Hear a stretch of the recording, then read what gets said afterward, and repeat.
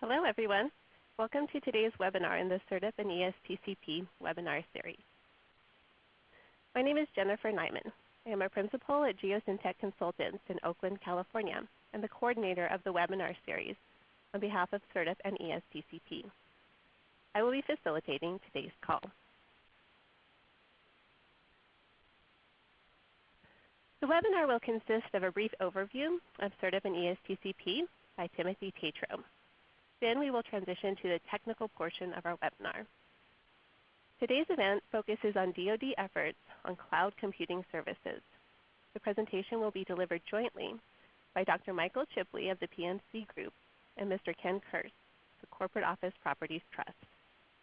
The presentation will be followed by a question and answer session with both speakers. Today's broadcast will mostly be listen only. You may submit questions by using the chat box on the lower left-hand portion of your screen. You don't need to wait until the Q&A period to submit your questions. In fact, we encourage you to submit questions in advance of that session. On this slide, we have provided a few suggestions in case you experience difficulties with the broadcast audio. Typically, any delay will be fixed if you refresh your screen or call into the conference line. However, if you continue to have problems, please submit a comment using the chat box in the lower left-hand corner of your screen. With that, I would like to introduce Timothy Tatro, who is the ESTCP Program Manager for Installation Energy and Water. Before joining CERDIP and ESTCP, Tim worked at the National Renewable Energy Lab, where he focused on energy efficiency and renewable energy project development for the federal sector. Tim? Thank you, Jennifer, and welcome everybody to today's CERDIP and ESTCP webinar. I'll be giving a brief overview of the programs and then hand it back to the technical portion of the presentation. CERDIP and ESTCP are two coordinated, separately funded programs managed under the same office with the same program managers. Shown here, CERDIP is the Strategic Environmental Research and Development Program. It was established in 1991 by Congress as a partnership between the DOD, Department of Energy, and the EPA. CERDIP's mission is to identify and address high-priority environmental science and technology opportunities that focus on DoD requirements. CERDIP funds both fundamental research as well as advanced technology development that ultimately impact real-world environmental management. ESTCP is the Environmental Security Technology Certification Program in which we demonstrate innovative environmental and energy technologies. These investments capitalize on past investments under CERDIP or other research programs and are designed to transition technologies out of the lab and into the field. Especially important in all ESTCP demonstrations is the ultimate transition to implementation and regulatory acceptance. CERDIP and ESTCP are complementary programs with much of CERDIP research occurring in the lab and pilot scale with occasional field efforts, while ESTCP demonstrations are primarily at the pilot and field scale, although occasionally supporting lab efforts are conducted as well. There are 4 program areas in CERDIP and 5 in ESTCP. The Installation Energy and Water Program area is only in ESTCP, while the other 4, environmental restoration, munitions response, resource conservation and resiliency, weapon systems and platforms, are both CERDIP and ESTCP programs managed jointly by the designated program manager.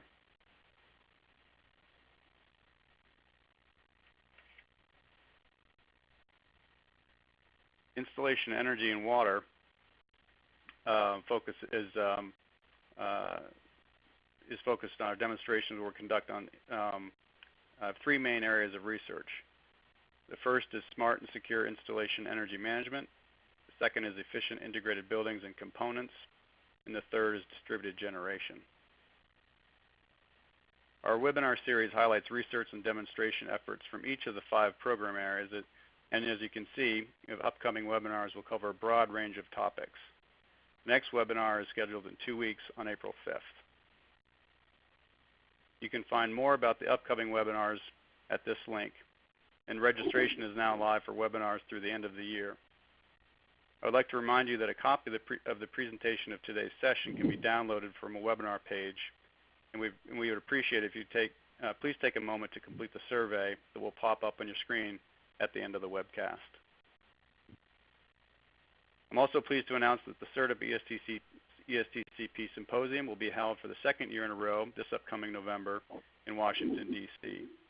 The 3-day event will showcase the latest technologies that enhance DoD's mission through improved environmental and energy performance. Registration information will be available shortly on the CERDIP and ESTCP website.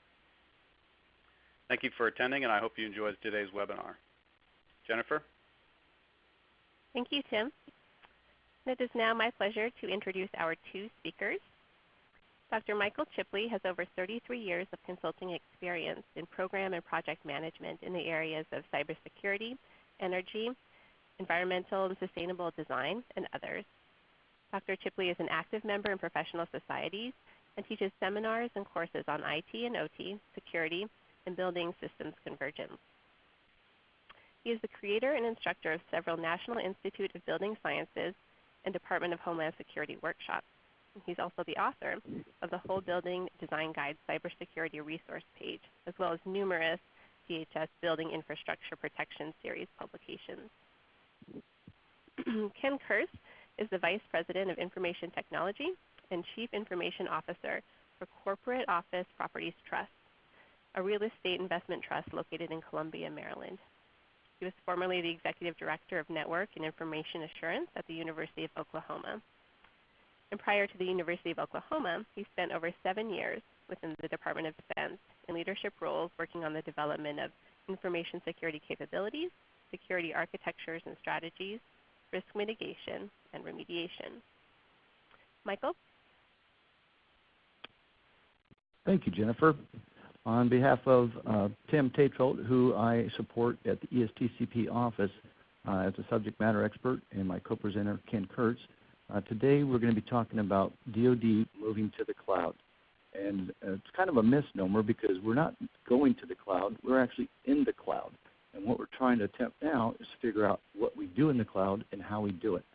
So as you can see from the agenda today, we're going to cover some of the basic precepts of cloud services, why DoD is going to the cloud, and then I'll cover basically commercial cloud service provider offerings and how we integrate now our facility-related control systems into these new cloud services. And then Ken is going to talk about what COPT Properties is doing with the private cloud and how they've migrated their control systems into their cloud. So why the cloud? Again, cloud services have been around for some time, and most people just don't think of it in terms of where a physical server resides. So if you have your own physical server underneath your desk and you're connected to it in your corporate environment, you're still in a cloud, it's just a private cloud. But in the case now of where we've got cloud service providers under the FedRAMP program, again, we've got the large traditional Amazon Web Services, the Microsoft Azures, the ITCMPs, the IBM SoftLayers, and there's about 90 other now commercial service providers that are providing cloud services. And as you can see, the definitions of the cloud are 5 essential characteristics: on-demand self-service, broad network access, resource pooling, rapid elasticity, and measured service. If we take a look at the general network architecture and cloud computing, as you can see here in this graphic, it really is infrastructure, platforms, and applications all coming together to be able to be accessed across mobile and fixed workstation or laptops. But really now we're really starting to see the explosion in mobile devices becoming cloud enabled. There are 3 basic cloud computing service models that you see here: infrastructure as a service, platform as a service, and software as a service. The vast majority of the FedRAMP CSPs, or cloud service providers, are currently in the IaaS and the PaaS categories. The software as a service is a very much dynamic and growing, and we expect to see this become more prevalent in the next few years. And we'll show you some examples. For example, lighting as a service or energy as a service have come out as new SaaS-type models. The Deputy Secretary of Defense issued a memo early 2018 that would rapidly adopt commercial cloud technologies across the Department of Defense. As you can see here, they gave a very short timeline to get the DoD migrating more and more of its infrastructure and applications into commercial cloud providers, and so fast that they actually issued an RFP in February of 2018. As you can see here, it's the Joint Enterprise Defense Infrastructure Cloud Program, or JEDI for short. So that first RFP and first cloud providers have now are beginning to become on contract, and we're beginning very quickly now to migrate additional DoD services to these clouds. The CIO has actually been very instrumental in leading the department forward in the cloud environment. This goes back to the 2010 DOD CIO modernization strategy. So by early 2012, some of the initial cloud have been put out in formal documentation. And again, here's the website that the CIO posts all of their different strategies and guidance documents. And if you go to the DoD Information Enterprise Architecture, you'll see now that we are now moving into the next iteration of the DoD infrastructure, what we'll call the Joint Information Environment. We'll come and look at that in more detail shortly. As I mentioned, early in 2012, the first policy memos came out, and as you can see here, accelerate the cloud adoption, optimize data center consolidation, establish our DoD Cloud Enterprise Cloud Infrastructure, and continue to deliver cloud services. That, again, accelerated by early 2016, and then certainly into 2017 when the new Cybersecurity Cloud Offerings memo came out. And as you can see here, we are now moving all of our DoD networks to DoD commercial cloud capabilities, and we now have to budget for them in the SNAP IT, which is the budget tool that the CIO uses, and we use that to also report to Congress. And then we're managing all of our data at the appropriate security impact level. And I'll come back to talk about impact levels in just a moment. Executive order came out, 13556, Controlled Unclassified Information, that then required all of the federal agencies, including DoD, to transition out of using a variety of different terminologies. For example, the Department of Defense uses for official use only. Some agencies might use sensitive but unclassified. We had law enforcement sensitive. So different agencies using different terms. That all became rolled up into now, under this executive order, what is called Controlled Unclassified Information, or CUI. It's very important for us because all of our facilities data is now going to be categorized as CUI. In 2015, the Department of Defense promulgated a new Defense Federal Acquisition Regulation called Safeguarding CUI. And in that instruction, you can see here we have unclassified controlled technical information, resident or transiting through contractor information systems.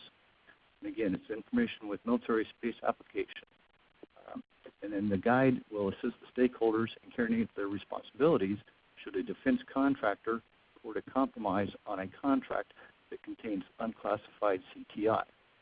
So again, in this context, this is going to apply to our cloud service providers or any of our contractor vendor defense contractors like architect engineering firms, construction firms, property management firms that then have access to DoD blueprints, technical specifications, facility operations data. Anything of that nature is now going to be covered under this Safeguarding CUI instruction. So the DFARS was promulgated in 2015 with a 2-year grace period for contractor vendors to become compliant with the requirements to now identify their IT systems that support their business operations that are used in support of DoD. And then there's a requirement for them to notify the Department of Defense should a cyber breach or a cyber exploit occur on their information systems that would impact DoD data. And you see here the DBINet portal, which is where a contractor vendor would go to report a cyber incident, which then in turn requires 72 hours of, after 72 hours of notification, they have to report. Again, the reason this is important, once we start linking up to the cloud and we're transmitting data, DoD data from our contractor vendor information systems or facility control systems up to a cloud environment, it now meets that criteria of being potentially exploited. We have to be aware if it's gotten into the wrong hands. In support of cloud operations, the Defense Information Security Agency, or DISA, created what is called the Cloud Computing Security Resource Guide. So it provides detailed instructions on how to identify what type of data and what information is considered CUI, and then how to implement security controls or cybersecurity procedures to ensure that that information is safe. Version 3 is the most current version. As you can see here, it serves several purposes. And so if they want to have their cloud service operating into the DoD Cloud Service Catalog, which again, that's a major objective of the CSPs, how to get a DoD provisional authorization so that CSP can now host a DoD mission, and then makes establishes the risk basis on which the DoD components authorizing official will grant authority to operate. So a couple of key terms there. Again, authorizing official and authority to operate. We need both of those for our facility-related control systems to be able to migrate to cloud services.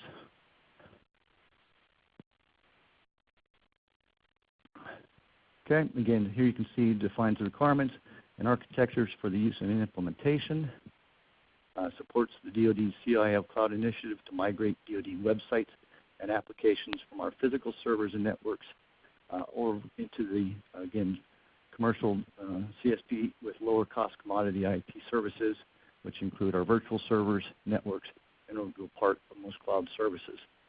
Key here again is now we are moving all these physical servers into now next generation data centers that are fully SOC compliant, again, the highest physical and data security, as well as then huge cost savings in that we're going to now very highly used servers that are virtualized and now can perform much greater computing capabilities at much lower cost. So I mentioned security impact levels. You'll see here that DISA defines 4 different layers of impact, and you'll see level 4 will primarily apply to the facility-related control systems and the installation's energy community. Again, this is going to be things like blueprints, CAD drawings, BIM models, technical specifications. So we have to consider now the security controls associated with providing a level of data security for level 4 CUI.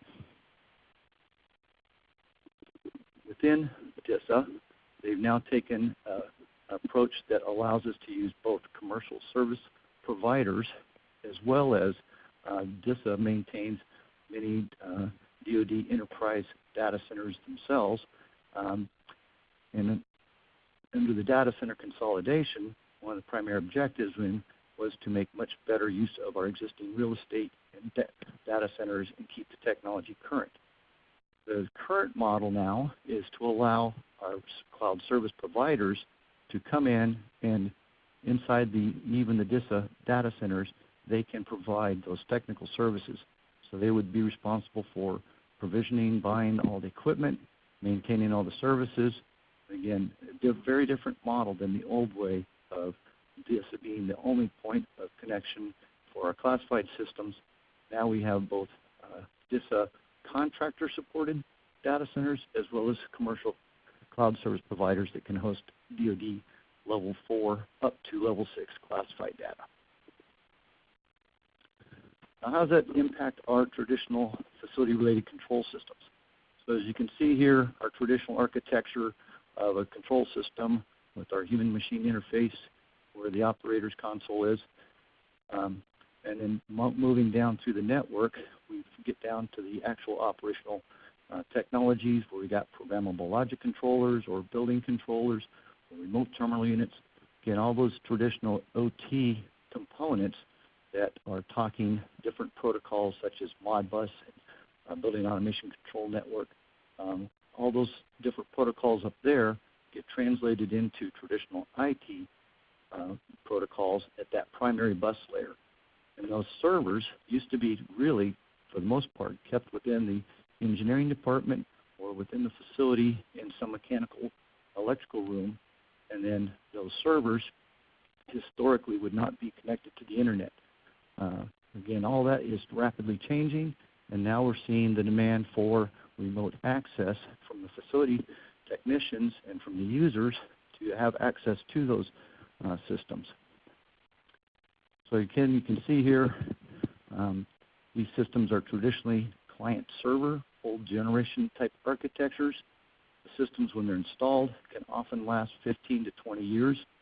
Within the Department of Defense, we have approximately 75 to 80% of our installed legacy control systems run Windows XP or older. And in many of these systems, we cannot upgrade them because they are part of an embedded ecosystem. So the challenge here now is how to cybersecure legacy systems as they begin to connect to the internet. As you're probably aware, Windows XP has many fundamental exploits out there. And so we have to figure out how we can connect these systems into cloud environments without exposing them. As you can also see, we have many of those devices at the level 3 where, for example, we might have an embedded panel on a chiller or a HVAC unit. They just have simple numeric passwords, and they may not even have any passwords at all. So one of the things we have to be very careful of is when we separate the level 4 servers, level 4 being the IT side of the house, from the OT level 3, many of these devices will get broken if the servers are not physically in the same space. So that's one of our challenges going forward. Now, why go into cloud architectures? So again, we'll talk about smart cities, smart buildings, smart cars, smart people. The fact is we are moving to cloud architectures at a very rapid pace. And in fact, in the commercial real estate sector, smart buildings are leading that charge. And Ken will talk to that in a little bit. Okay, as we mentioned, level 4 workstations can be migrated to the cloud. In fact, we achieve significant cost savings by consolidating all these old servers, put them into a much more secure environment, and then making sure that we transmit and store all that data in an encrypted fashion. We can also then implement multi-factor authentication and do a lot better job of using security enterprise management tools to manage that data. Now, with the facility-related control system, one of the key is that even if that server is in the facility itself, the controllers are always designed to default to safe mode. If network connectivity is lost, the controller continues to do what it should be doing. So whether that server is in the physical building itself or it's some cloud service provider data center, again, it doesn't matter to the control system as a whole. It's only going to report the data back up to the servers or the historians once the connection's been made again. So a little bit more on some of the traditional architectures. Again, we have different types of protocols within the control systems community. One of the primary ones being Modbus. And as you can see here, we've got our IP network, and we've got our clients, and our masters, and our slaves. So in Modbus, it's always a master-slave relationship. As you can see here, a master initiates a request, a slave responds, and then everything is managed through the Modbus TCP client. And then the data, again, is transferred up to the data historians and the operator's HMI console. Within a BACNet architecture, the same construct in that we've got those server workstations and the HMI up at level 4, but BACNet is a peer-to-peer networking protocol.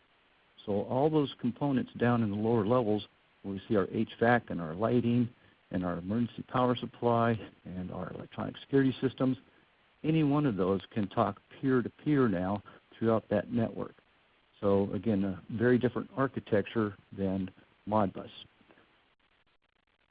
The third one that we have within the DoD, but not quite as many, again, is the Lonworks architecture. And this is a very secure system, and that it has proprietary chips, as you can see here, the ILONs, and talking with, again, a dedicated NIC in the Lonworks architecture. Again, all of that is now possible to go to the cloud through that internet connection. Two of the primary building automation or building control systems, and what we call utility monitoring and control systems now, is the Tridium product line from Honeywell, Niagara Tridium, and we've also got a tremendous number of Johnson Control Systems and Delta systems. So 3 different building control systems, that examples of how those are deployed. As you can see here, we've got our level 4 up at the top where we've got the workstations, our internet connection. At the level 3, where you can see right under the HVAC, those first boxes are called JACE boxes. Again, this is where the protocols like Modbus and BACNet get converted to internet protocols like TCP, UDP to communicate with those traditional IT assets.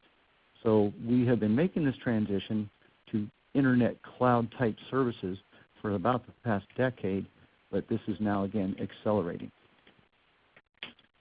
Here's an example of the Johnson architecture. Their top level, what we'll call the building point of connection or the field point of connection, is typically a network analysis engine. Again, it performs that same function as the Tridium JACE in converting the protocols from OT to IT. So again, we're seeing a tremendous change in technologies coming from the commercial sector. Innovations continue to occur, and this is an example of Philips Lighting, where they have now created a Zigbee mesh network with LED luminaires that then can use sensing devices on the luminaires to turn lights on and off, maximize energy efficiencies. And as you can see here then, it can be tied over to the HVAC system that can then really generate tremendous cost savings in energy usage. And then all that data can be sent to the cloud for data analytics and advanced computations to manage that building in an optimal manner. That construct applied to the smart buildings in a portfolio expands that even further. So now a property manager can have facilities around the world, manage them all through a common console, and then again manage their facility based on weather and occupancy, daylighting conditions. The analytics now for smart buildings are becoming extremely sophisticated, and several of Tim's projects that we have funded in the last several years are dealing with several of these technologies and how to gain these energy efficiencies. Another change in technology that again is impacting facilities is the creation and now deployment of power over Ethernet switches. So this tremendously reduces the amount of hard infrastructure, conduits, and power cables that we have to put into a facility for low voltage applications. These are typically things like balanced magnetic switches on your doors, CCTV cameras, your card readers. Lots of components of the electronic security systems now can run off of PoE switches. And within the medical community, we see now a lot of our plug-in load for medical devices and equipment can also be handled by PoE. So now we've cross-connected, or cross-domain as it's often called, medical devices and equipment with our facility-related control systems. And so it's very difficult now to put a nice box around which is a control system, which one's a medical device and equipment. We basically have to count as an ecosystem. And again, this is continuing to explode in use, and we'll see much more PoE entering the facility systems as well. So here's some of the pros and cons of going to cloud services. And again, you can see here a lot of the pros are dealing with being able to segregate the DoD data into virtual private clouds, the speed with which instances can be stood up or stood down, the flexible auto-scaling features, and then cost is, again, generally much, much less than having DoD continue to procure hard servers, have the IT staff to support that, and then having data security. On the con side, it's really still the user or the system owner of that data is still responsible at the end of the day for ensuring that all of their data and all their recovery functions are performed. So that onus does not go away when you just go to cloud service. So as long as the user still understands their role and what the cloud service provider provides, that's the key to understanding the pros and cons. I'll transition over now to talk about cyber ranges. So Tim, again, has been instrumental. Last year we put out a project call looking to start moving to cloud services and development of cyber ranges, as well as talking about the smart buildings. So on the cyber ranges within the Department of Defense right now, as you would imagine, they are IT focused.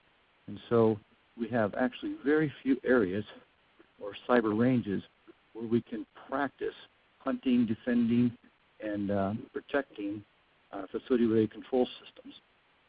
And so part of that problem is the sheer number of devices that we have in the field.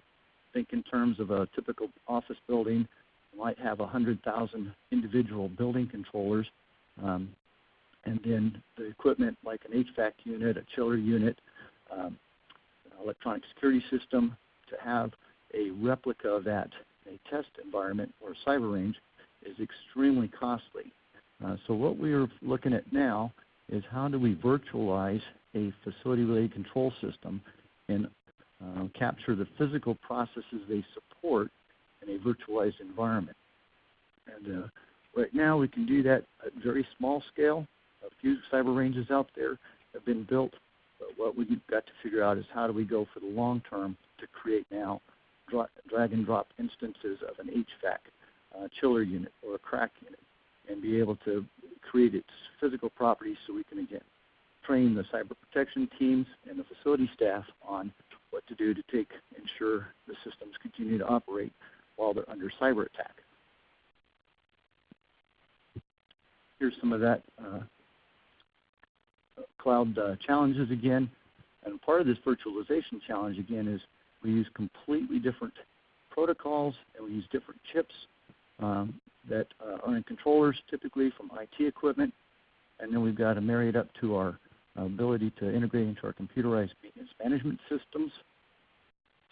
And then we're starting to see a growth in the virtual reality and augmented reality, where a facility technician can now go into mechanical electrical space, scan the room with their augmented reality headset or handset, identify the piece of equipment that needs to be serviced, pull up virtually the maintenance procedures, install the new part, then update the database, CMMS database in real time, and then validate the system's return back to operation.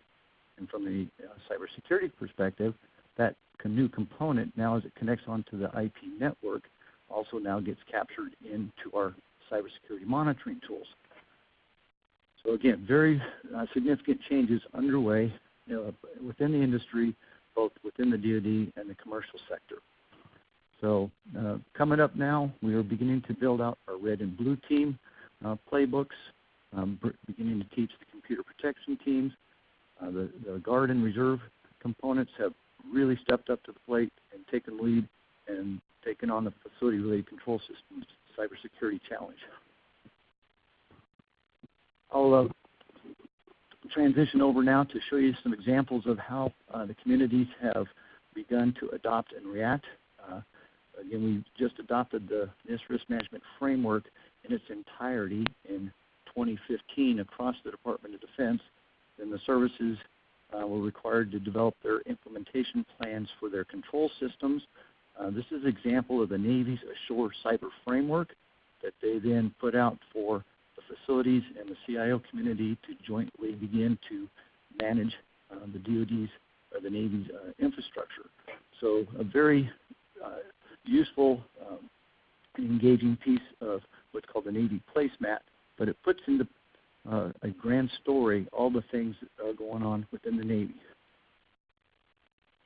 Here's an example then of their implementation. So when we decided to cyber secure control systems in general, most of the time a program of this magnitude would take place over 10 years or 20 years. We risk having our control systems exploited to then impact our other DoD IT systems, because again, they're running on the same network, or we're running on the same networks. And so again, the Navy had a very aggressive program, as you can see here, to implement the risk management framework, begin to get their networks upgraded, and cybersecure the systems. They took the approach of taking on the same CyberSafe program that they had in place for the submarine and the nuclear fleets. And so again, they've now applied CyberSafe as an instruction to our control systems as well. So very much needed effort by the Navy to move us in this direction. Related to this then is a proposal that Tim has funded with our FY18 program called the Virtual Power Station for Naval Facilities.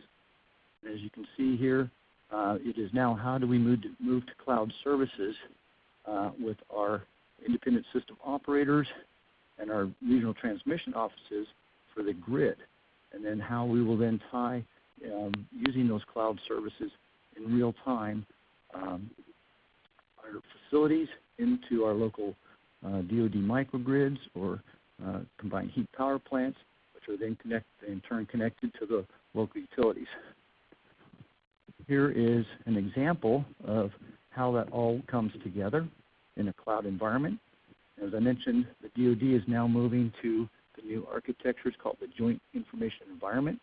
So basically think of it as Verizon Fios on steroids. It's basically a gigabit passive optical networks that then enable us to implement IPv6 and all the enhanced security features it provides, along with multi-layer protocol switching, which is again another protocol that we need to be able to interface in real time with our local utilities.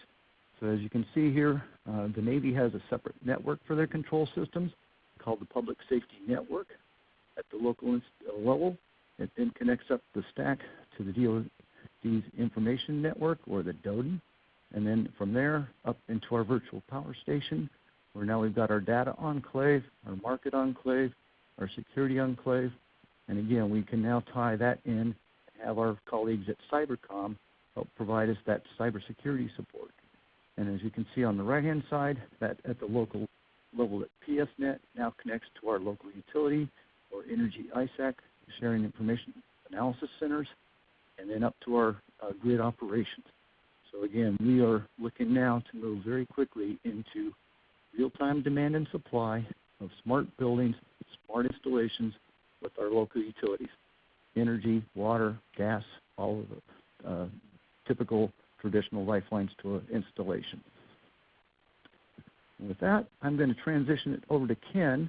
I've covered basically the DoD cloud policies, the commercial service providers, how the cloud operates, the different models. And so again, we are now transitioning to where companies like COPT are a key player in that we lease a tremendous number of commercial facilities. So Ken's going to talk about what they did to secure their systems. Ken? Okay, thanks, Michael. Again, appreciate the opportunity to talk to everybody this afternoon. And what I thought I'd do starting off is just give a very brief who is COPT, Corporate Office Property Trust, and why am I even on here talking to you guys as sort of being, let's say, outside the DoD. COPT is a real estate investment trust that owns, manages, leases, develops, acquires office space and data center properties in locations that support the U.S. government and contractors, most of whom are engaged in national security, defense, and IT-related activities. which is really our tie-in here. We have about 156 properties in the core portfolio, which is about 17 million plus square feet, and about 88% of our annual revenue comes from the defense and IT portion of our business. So we have a huge stake in what's going on here, and as I'll talk about here in a couple slides, we're kind of in a no man's land with respect to how these requirements and everything that Dr. Kipley just talked about applies to a company like COPT, who the government is leasing space from. We're doing some very sensitive things in some of those spaces, but a lot of the cybersecurity requirements and policies and so on that the services have moved forward and the DOD CIO is working on don't necessarily directly apply to us. But given that, we've had a lot of flexibility in how we have chosen to move forward. Michael and I ran into each other a little less than a year ago, and everything that I'm going to talk about has been really done in that amount of time. So we've really taken this as a high priority for us. We recognize that we had some big gaps. We're primarily, what I'll talk about today is we're primarily a Tridium Niagara user, so that architecture that he had laid out a few slides ago is very, very relevant to us and what we're doing at COPT. And so with that, what I'll say, with respect to cloud usage and this slide here, cloud for us, again, outside the DoD, and things that relate to these building systems, some things that you wouldn't normally think of, right? We have our HR system is the ultimate software and UltiPro. We use that in conjunction with Okta. It does identity management and single sign-on for us, another cloud service. We are wholesale Cisco Meraki users with respect to our network infrastructure, which from a network management perspective is also cloud managed. We're all in Office 365 for collaboration and email and so on that all used to be on-prem here at COPT. That was a management nightmare. We use Virtru. We don't have access to the DoD PKI as an enterprise, and so from an email encryption and data loss prevention standpoint, Virtru is another cloud managed service. We use OpenDNS for DNS filtering and some content filtering and network level protections. We use Cylance as one of our endpoint management protection tools, which can be run offline, but is another cloud managed service. We have security cameras, which are, again, running off cloud managed services. Our ERP platform is in the middle of a migration over to cloud managed. So I say all that because we can't get away from it. And so there's there's a lot of benefits to us using those capabilities that also come with some risks, as Michael highlighted. But what we've done here is that we really recognize that in many of our properties, let's just say a traditional 4 or 5 story Class A office building, what we would have inside there would be a Tridium Niagara system that's running HVAC. There's other things there for water, electrical, different pieces and parts of what it takes to run those buildings. And what our third-party contractors had done was they put the same IP scheme, set of protections or lack thereof, at pretty much every property as they went around installing these systems. And so generally what you would find would be sort of what we would refer to as a Best Buy special, a Netgear firewall of some sort, and that was really the only thing in between the internet and the control systems for that building. So what we started to do was leveraging the Cisco Meraki technology, which allows us to have sort of an automated site-to-site VPN setup, was that instead of each site for its building system having its own static IP out to the internet, what they got was an internal IP that became their new LAN address. And so we started to network together all these buildings and put in process the principles of network segmentation. We're using Citrix on the back end, which is that the pink box here that has a set of servers that's its own dedicated environment that it's virtualized, but it's separate from everything else that we have going on inside our corporate infrastructure. We have other capabilities that are not cloud managed, but now we're able to leverage things that are used in the traditional IT sense, whether it be Cisco's Identity Services Engine or Tenable's Security Center, Continuous View, and Varonis we use to monitor Active Directory and things like that. All tools that would not be available to us if we just were looking at that building system as an entity out at the building level. Now we're doing things more at an enterprise level. We're bringing that data that's out at those remote sites back into our headquarters and our DR environment so that it can be used for some of the things that Michael referenced, to do analysis and optimize these systems to minimize costs and find efficiencies and so on. Let's see. So with that, what I'm going to talk about, and everything I'm talking about here, is really what we refer to as our outside the fence COP properties. We do have properties that are triple net leased to the government, where we still provide building management services and so on, but the government has gates, guards, guns, dogs, and everything else around those buildings. So everything that we're doing here from a standpoint of networking together and segmenting off these building systems is for things that are in multi-tenant commercial spaces that may include some tenants that have ties to the Department of Defense, but is not exclusive to that. These are all unclassified networks, but as I referenced to earlier, there's no requirements for leased facilities the same way there would be as if this was a wholly owned government building. And that's the gap that we're working through now, as far as what do those requirements look like, what should the security requirements be that we need to meet from a leased facility perspective. And earlier, Michael referenced the DFARS requirements, or DFARS Clause 7012.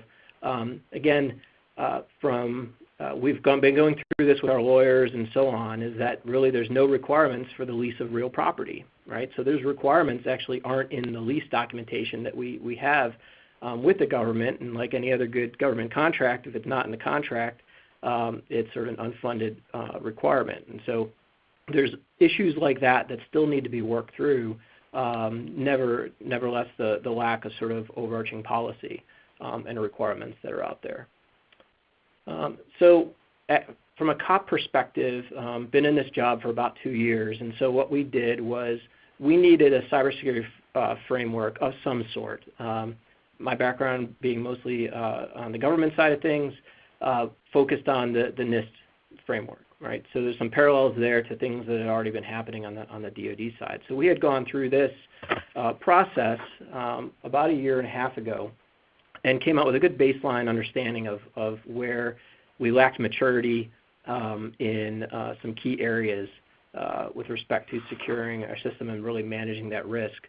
But then about 1 year ago, as I mentioned, started to have this conversation about the DFARS clause, NIST 800-171, what's its applicability to COPT, sort of, a known understanding that, hey, we've got blueprints for buildings, we have all these things that should be protected as controlled unclassified information, but again, where's the requirements, right? And so we took it upon ourselves just to start working down that path, and have done that initial assessment as of the end of last year with the intent of meeting the requirement had we been asked about it.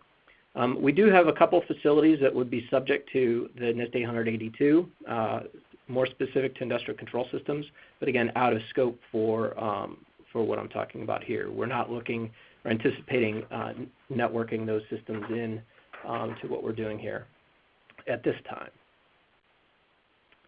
Okay. So in conversations we've had with the government, there's been questions about what does this mean, within our secure spaces? What's your interaction, right? So if we have a SCIF space or secure compartmented facility inside one of our buildings, inside one of these multi-tenant commercial buildings that's not behind the fence, what does that mean? And so it really depends on your perspective. From our perspective, the technical answer is no, right? These systems, these controllers, the PLCs and so on, are outside the secure space. But the sensors, the thermostats, the lights, the VAVs and so on may be well within that SCIF space. And therein sort of lies the issue of where do things belong and who is responsible for what. Access control systems are another good example. As a general rule, from a landlord perspective, they're the responsibility of the tenant. But in some cases, those are shared systems throughout the building, just for general access to the building. Where do those get protected? And so there's a lot of gray area here, and from my perspective, why we've been proactive, given the amount of business that we do with the government, that lack of a mandate is not really an excuse for us to do nothing, and why we've been trying to be more proactive about how we're addressing things. Okay. So from a user interface perspective, this is a typical login page for a Tridium system. And this page here really represents what we've done from a user perspective. If I backed up to that first original slide, what we've done is we've pushed all user account creation and termination out to our human resources department. IT no longer creates accounts for third-party contractors or anybody else. And so if we have an HVAC contractor or somebody like that who needs an account to get into systems, that has to be requested through our HR department, and it filters down to us. We still have some work to do in the back end, which I'll talk about in a second. But the intent here is that we're going to tie in the Niagara system and some other systems that have interfaces with Active Directory that will automatically provision and deprovision third-party contractor accounts inside our building system environment based on a one-way trust from our corporate environment into that. So that when somebody arrives at this page, they use the same credentials to which they would otherwise, but there's some major differences. When somebody is able to see this page, there's also some other assumptions that we've made that we're constantly monitoring to make sure we didn't change something to modify it, is that a user in this system cannot access the internet. Even though you see a .com in the URL line up there, what it really means is that we're just using that as far as internal DNS goes. Nobody can go to Google, nobody can go to ESPN, they can't check their Facebook. There's a lot of things that they cannot do, basically everything, aside from interface with the building systems to which they're authorized to gain access to.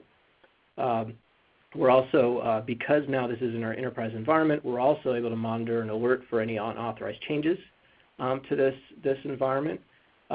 We also are requiring multi-factor authentication capabilities. Outside the fence, this is relatively easy, whether it's via an app on a phone or something like that. Behind the fence presents some unique challenges. Even if we have a building technician who may be inside a government facility who needs to work on one of these, they're able to access the system through Citrix. But getting them that second factor has proved to be a little bit of a challenge. And so we're sort of back to using the 1990s one-way pagers as a potential option or solution there. All traffic from each of these remote sites is a full IPsec VPN tunnel. So even if somebody's at that location, any internet traffic is going to come back through one of our two, either headquarters or our DR site, as far as getting out to the internet, which gives us, again, the option or ability really to monitor everything that's going on. From an operations perspective, one of the more important things that our operations folks came up with is that if that site loses connectivity, we've also designed this in such a way that folks can continue to operate and access things locally and independently if need be. But probably one of the biggest issues here has been the fact that we can't change anything, right? And what I mean by that is it's really been a brownfield approach to where we have the system in place. Some of these systems have been in place for years, if not decades. As Michael referenced earlier, some of them are still running Windows XP. There are some major challenges with all of that. And so the first step for us was getting everything removed from the internet, making sure that we didn't have a building system or a property that is still just facing the internet, that somebody can access these web pages, get to these systems from home. Aside from just sort of what would go along with that, most of these systems run off of very outdated versions of Java, and so they carry a lot of inherent vulnerabilities with them as we're trying to not only migrate them over but also upgrade them at the same time. Is not only very labor intensive, but there's also a significant cost that's associated with that. So we want them off the internet. The next step is to really focus on getting them upgraded off of the Java environments And then our next step beyond that is really to start to optimize the data that's being collected by these systems and turn that over to the business for their use. Okay, and so I mentioned this future state. Really, again, the intent here is that we have sort of network appliances on either end. It's a full VPN tunnel between both sites. We have very tightly controlled access, not only for things inbound, but for things outbound. And we're using enterprise-level capabilities to monitor these networks, things that normally wouldn't be present, out at a site with just a building system in it. So some things that we're continuing to work on. We've approached this project really from an 80% perspective, not waiting for the perfect solution. As I just mentioned, we've got multiple phases to it. 150 plus buildings is not a huge portfolio, but having a team of maybe 6 folks that are doing day-to-day stuff, along with some property operations folks who are in break-fix mode 90% of the time, it's presented some unique challenges to us getting things cut over in a timely fashion. We're going to continue to move the outside the fence stuff. We want to move and get as far away from Java as we can. We're still working on this one-way trust from our corporate domain, but again, the idea there is to ensure that user access is controlled, documented, audited, and so on. When you think about some of the larger breaches over the last few years, and folks love to reference the one with Target, requiring all of our third-party contractors to come through that process where their accounts are basically terminated within 90 days if they're not touched, has really made a difference for us so far. Going to continue working on the multi-factor pieces, and then also employ some additional continuous monitoring capabilities. One of the other things that we've also found in this here has been use of the IP space. One of the assumptions that we had was that we could use one commodity internet connection versus the 6 or 7 DSL lines that we had at each site for each individual system and combine that together. And so we're using the different blocks of the RFC 1918 IP space, 192.168, 172.16, and so on, to separate, to help us continue to separate out network traffic. So it's very distinct from our perspective what is building system and what is not. And then also, security awareness training has sort of typically been the don't click on this phishing link, make sure you change your password. We're also working on implementing some very specific awareness training unique to industrial control systems that we're going to roll out to our building technicians, which really represent probably half of our overall workforce here at COPT, and do something that's more tailored to what they do on a day-to-day basis. So with that, I believe I'm going to turn it back over to Michael. All right. Thank you, Ken. Again, real quick summary. As you can see, DoD is not moving to the cloud very quickly. We are in the cloud. Now we've got to figure out what to do while we're in the cloud. Understanding the different cloud architectures for facility-related control systems is a key first step. And as you heard from Ken, they aggressively took the bull by the horns and began to recreate their entire portfolio and their networks. For most of our systems, again, FRCS data, whether it's the actual building control systems data or the technical data for blueprints, BIM models, etc., will likely be level 4, moderate impact. So again, it's not too difficult a challenge to meet, but again, you need to understand the risk management framework and how to implement security controls as Ken was demonstrating. Again, virtualization and visualization are offering major cost savings. That is a trend that will continue. Our cybersecurity cloud is much better and more efficient. So again, we know we're going to be using more cloud services. And I guess I'll leave it with most folks are, when they hear the cloud or the Internet of Things, you see the rapid evolution of technology, folks tend to be scared of the cloud. But again, what we want to emphasize here is don't be afraid of the cloud. Embrace the cloud. Just prepare and then know what you're getting into when you go into the cloud environment. So with that, I will transition it back over to Jennifer for questions and answers. Wonderful. Thank you both, Michael and Ken. We have received a number of questions, and I would like to remind our audience to continue to submit more questions during this Q&A session. The first question is a follow-up question for you, Ken. What language are you using to replace Java? So version 4 of the Niagara setup is HTML5, which would eliminate a lot of problems for us. What we came into and what we found was that we had building technicians walking around with different laptops that had different sets or different versions of Java on it, dedicated to whatever building it was that they needed to go to. And so getting away from that entirely will not only eliminate the need for them to have different sets of hardware, but also the vulnerabilities that come along with it. Wonderful, thank you. Michael, how does moving to the cloud affect hard-coded passwords or no passwords on systems?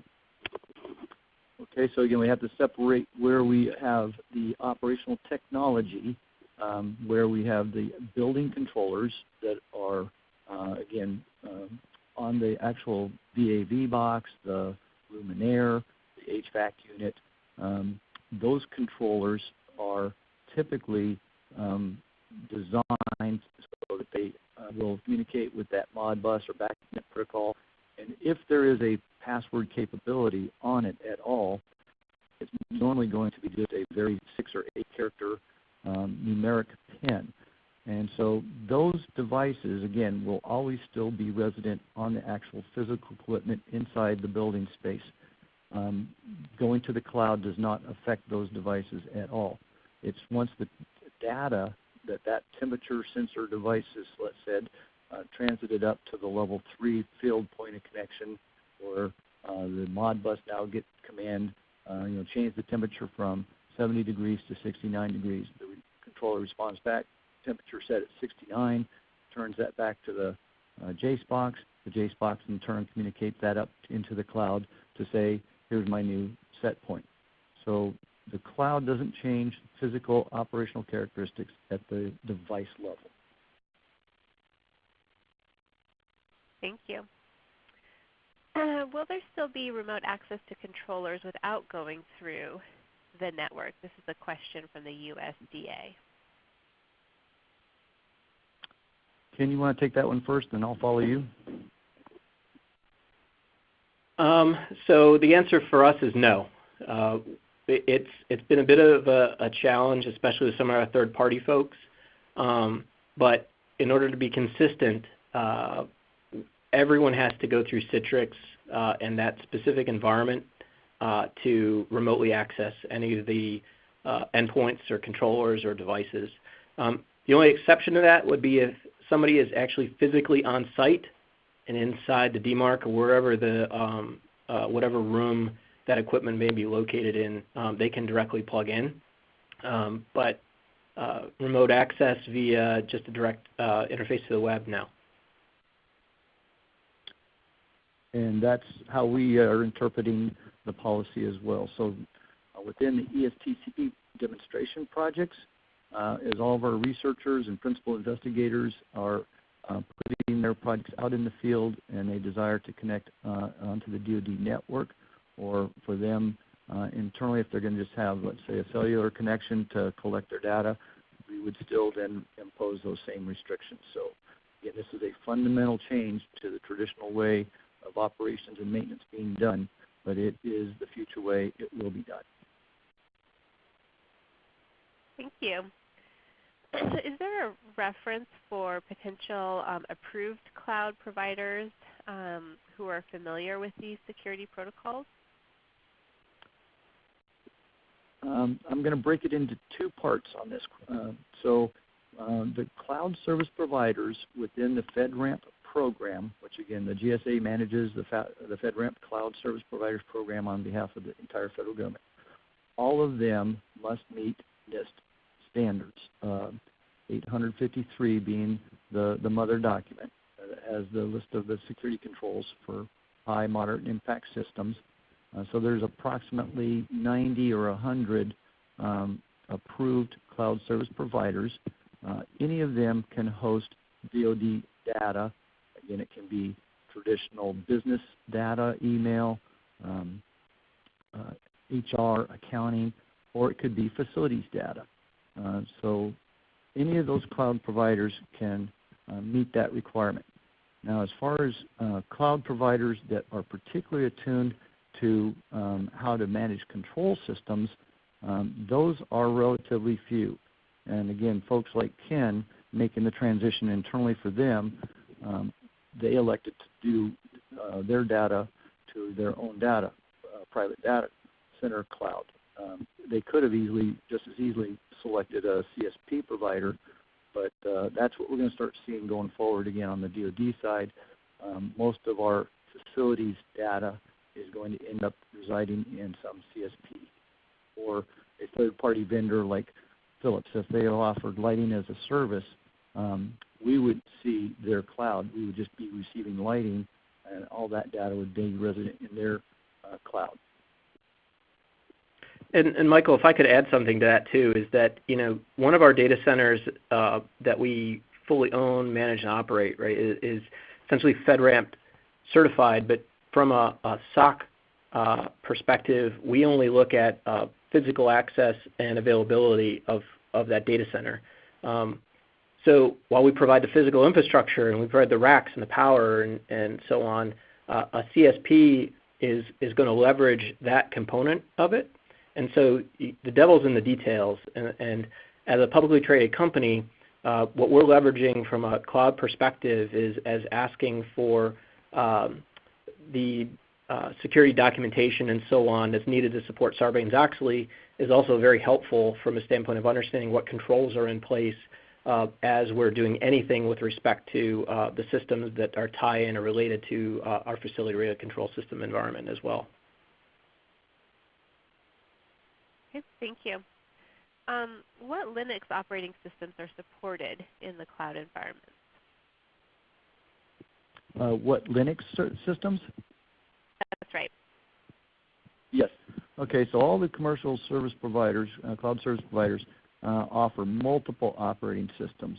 And so when you set up your cloud instance, you make the determination whether you're going to be a Linux environment or a Windows environment. And then, again, depending on if it's going to be infrastructure as a service or platform as a service, will that cloud service provider be responsible for patching all of those operating systems and applications, or will that be incumbent upon the user? So again, that's part of your service level agreement with each of the CSPs, and the number of machine images out there that you can choose from is just phenomenal. Again, that's one of the benefits of going to cloud. Thank you. Ken, following up on the language question, what is your back-end language of choice, since HTML to be useful for the front end? Well, let's see. I don't want to just make something up for you, but I think that with respect to what we have going on with the Tridium Niagara setup, these are commercial products, right? And so usually what we see is something along the lines of like a SQL database. And that's what I have our application team starting to look at, is they're very familiar with SQL, and being able to access that data once we get it centralized to be able to pull out for use in other tools like Power BI and some other things that we've got that we can hand over to the business, things that the business is familiar with. The key, some of the things we've got going on right now is we have folks that are walking around and handwriting out sub-meter. They're doing sub-meter meter readings on a piece of paper and transposing that to a spreadsheet, and that spreadsheet is then either imported or recopied into another document that somebody is using on the business side to either do billing or do analysis with. We want to automate that from beginning to end. And whether it's SQL or something else, if we can get access to it, we'll be able to pull it out. But it's not something that we're necessarily designing ourselves. We're leveraging the commercial capabilities sort of as it is. Got it. Thank you. We have a question from PNNL. Does DoD's move to cloud computing affect how CERDIP researchers perform their work, especially model simulations or storage of data sets? So yes, they would have to now meet the same NIST 800-171 requirements. And luckily for us, PNNL as a laboratory has very robust cybersecurity procedures. In fact, I was just out there last week with a group of the PNNL researchers. So yeah, any of their cyber labs will now have to be, again, fully compliant, of which no anticipated problems there. But any of the researchers now that want to connect onto the DoD network would also have to ensure that they meet the 800-171 as a minimum, and I'd prefer to see them be able to meet the 853 full security set. So again. Thank you. Are there examples of individual tenants within a government facility leveraging the DoD cloud services to meet IT computing needs?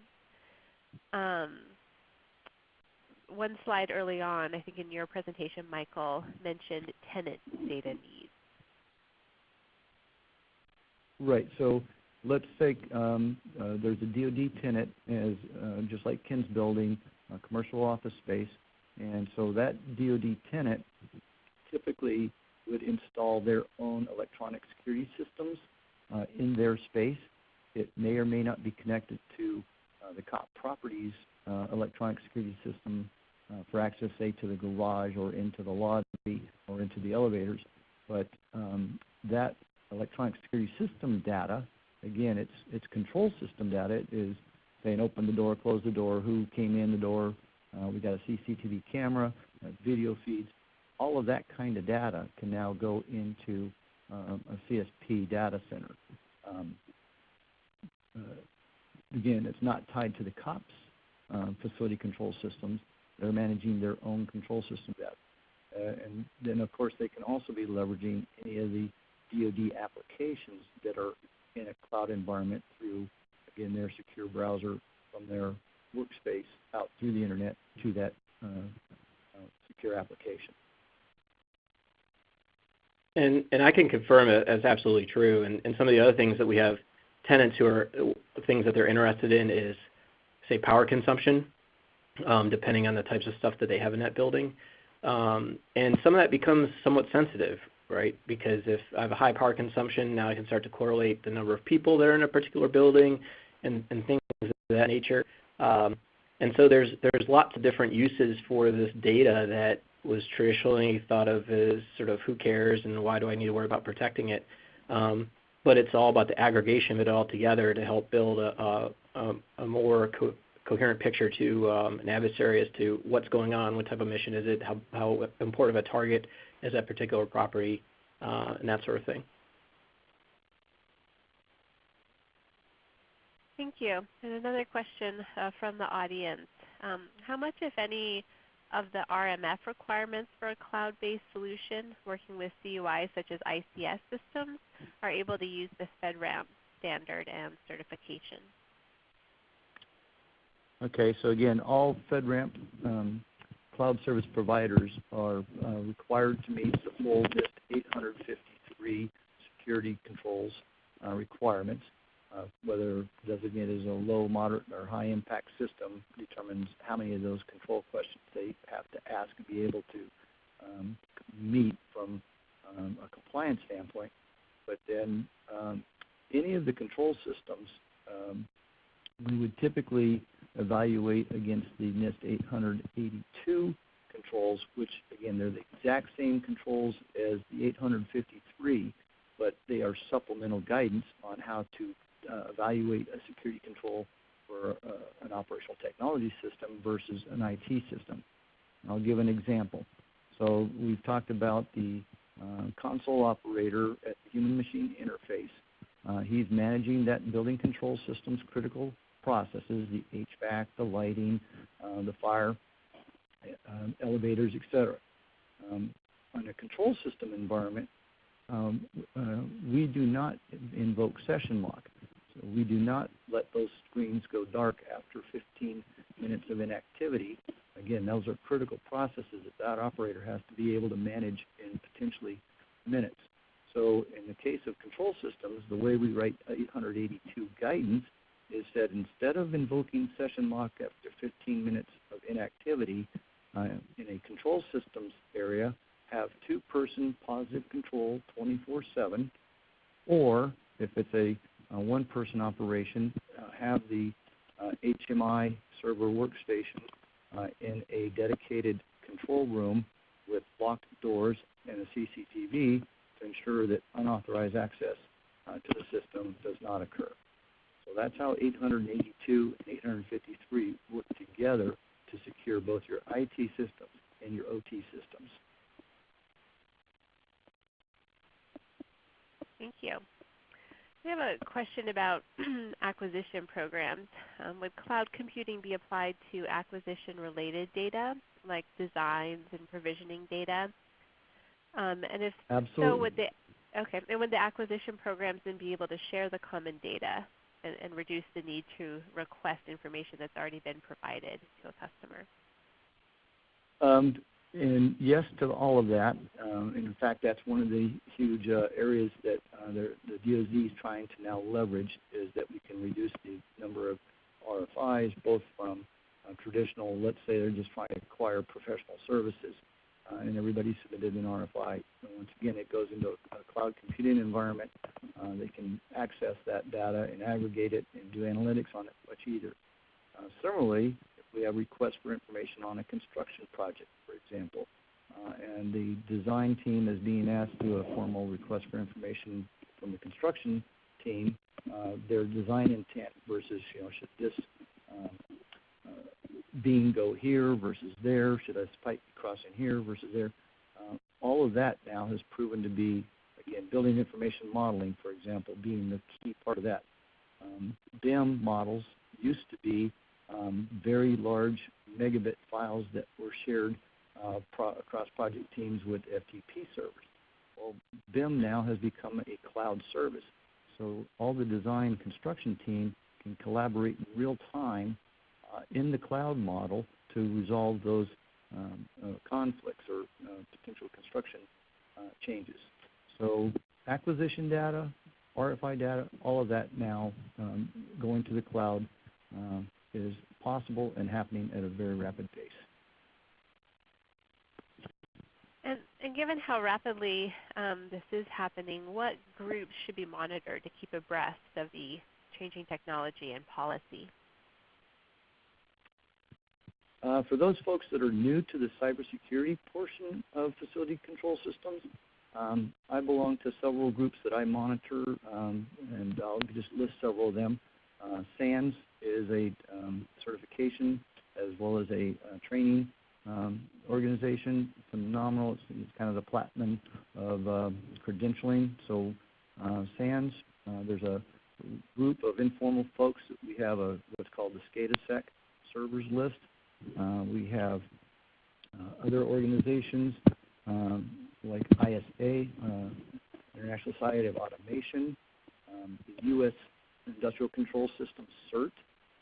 Website is just a wealth of information. Facility folks in general should sign up for the alerts and advisories. If you're responsible for managing your facility control systems, that's the first line of defense, so to speak. And then I monitor a number of vendor news feeds. So, for example, HelpNet Security is a great one that just a wealth of information. SANS sends out a daily news bite. A lot of the vendors, for example, Qualsys and Rapid7, traditional IT vendors, they send out their newsletters, again, but it keeps you now abreast of what's happening both with the IT and the Internet of Things as we begin to transition. So if anybody needs additional resources, again, feel free to reach out to the ESTCP office. And I should also mention, you'll notice on the, currently on the slide deck we have ENIE Cyber Resources. We have the whole building design guide, and we have the CIO's Knowledge Portal. On the ESTCP website, under Tools and Training, Energy, we have cybersecurity guidelines. We are in the process now of doing a major update to that with a wealth of additional information and resources. So hopefully the updates will be out in the next couple of weeks or 3 weeks. But again, if anybody has questions or needs additional resources, just reach out to Tim. Excellent. Thank you. When does the grace period end for compliance for federal contractors? The grace period ended in December of 2017. So you'll, for anybody that gets a DOD contract or a subcontract now, you'll notice the DFARS clause is included. And so right now, all contractor vendors are supposed to have a NIST 800-171 compliant cyber risk management plan in place. It is not currently considered within the Defense Contracting Agency's auditing, but I did hear that it looks like that will now be included for all the large defense industrial base and larger defense architect, engineer, construction companies by summer of 2018. So right now it's called self-attestation, but every company that is doing business with the federal government or DOD, if you do not have a cyber risk management plan in place, please look at getting one in place as soon as possible. And again, for all the ESTCP projects, myself and Sarah are TIM subject matter experts that we assist all the project teams to create both their corporate cyber risk management plan if needed, as well as their demonstration projects plans. So we're the resources that Tim's put out there available to the teams. Thank you so much. And we are going to wrap up our webinar with a couple broader questions. The first one, Ken, is for you. Given how far COPT has come in a relatively short period of time, could you tell us the key pieces in getting where you are today in protecting facility-related control systems? Okay. Again, thanks for the opportunity this afternoon. It's been great. I think we covered a lot of ground. But I think, with respect to what we've been doing here, one of the most important things has been this partnership between information technology and the operational technology folks. In the past, it's sort of been this IT's coming in to either save the day or ruin their world. And as Michael referred to, there's different ways that they're going to have to do business. And so we've been spending a lot of time with the folks on our operations side of the house that are interfacing with these systems on a day-to-day basis and have been working with these third-party contractors for years and are used to accessing things from home or from the beach and really changing the way that they do things. And having that partnership and support internally has been absolutely critical to us being able to move forward with this. And it hasn't just been a security exercise. It's been something more transformational for the business. And I think the other part of it for us too has been really taking a look around at what do we already have that we can reuse, not going out and buying another point solution, not sort of trying to architect something brand new from scratch. We already had a Citrix environment stood up for remote access for business continuity, disaster recovery, and remote access, and so on. So we just looked at the technology that we had and said, okay, well, we can just basically spin up another instance of this and start to segment things off appropriately instead of, again, just buying something else. And so that technology reuse really helped us expedite, get things moving forward as well. So yeah, we've covered a lot of ground, and we still got a lot of work left to do, and we're going to keep working on it. But again, thanks for the opportunity. Excellent. And Michael and Ken, if you'd like, what is the one final message that you would like to leave our audience with today? Michael, we'll start with you. Okay, as I kind of summarized, don't be afraid of the cloud. Embrace the cloud. The cloud is your friend. You can do amazing things in the cloud. but we have to do it smartly. You need to understand how to apply the risk management framework, get deeply involved with the security controls, how your organization's networks are segmented, how the control systems operate. Again, establish these partnerships, because it's not just going to be the IT and the OT facility managers. You need your emergency managers. You need your physical security specialists. You need your tenants. Everybody has a stake in the game now. Wonderful. Thank you, Michael. And Ken, is there any last message you would like to leave?